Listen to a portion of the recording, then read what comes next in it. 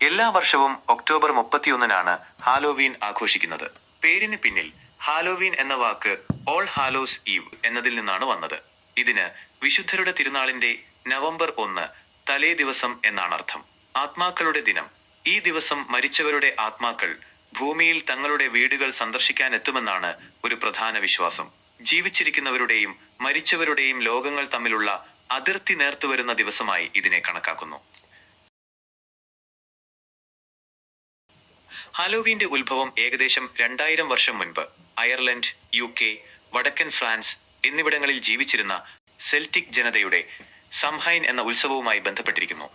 Samhain ഇത് വേനൽക്കാലത്തിന്റെയും വിളവെടുപ്പിന്റെയും അവസാനവും ശൈത്യകാലത്തിന്റെ dark winter ആരംഭവും കുറിക്കുന്നതായിരുന്നു. സെൽറ്റുകൾ November 1 തങ്ങളുടെ പുതുവത്സരമായി ആഘോഷിച്ചു. ആചാരം: മരിച്ചവരുടെ ആത്മാക്കൾ ദുഷ്ടശക്തികളുടെ രൂപത്തിൽ തങ്ങളെ ഉപദ്രവിക്കാതെ കടന്നുപോകാനായി സെൽറ്റുകൾ പേടിപ്പെടുത്തുന്ന വേഷങ്ങൾ ധരിക്കുകയും തീയിട്ട് ആത്മാക്കളെ അകറ്റാൻ ശ്രമിക്കുകയും ചെയ്തിരുന്നു. ആധുനിക ഹാലോവീൻ ആഘോഷങ്ങൾ വളരെ രസകരവും സൗഹാർദ്ദപരവുമാണ്. 1. ഭീകരവേഷങ്ങൾ, കോസ്റ്റ്യൂംസ്. കുട്ടികളും മുതിർന്നവരും പ്രേതങ്ങൾ, മന്ത്രവാദിനികൾ, പിശാചുക്കൾ, സിനിമകളിലെ കഥാപാത്രങ്ങൾ അല്ലെങ്കിൽ ഭയപ്പെടുത്തുന്ന രൂപങ്ങൾ എന്നിവയുടെ വേഷങ്ങൾ ധരിക്കുന്നു. കുട്ടികൾ വീടുകൾ തോറും കയറിയിറങ്ങി ട്രിക്ക് ഓർ ട്രീറ്റ് എന്ന് ചോദിക്കുന്നു.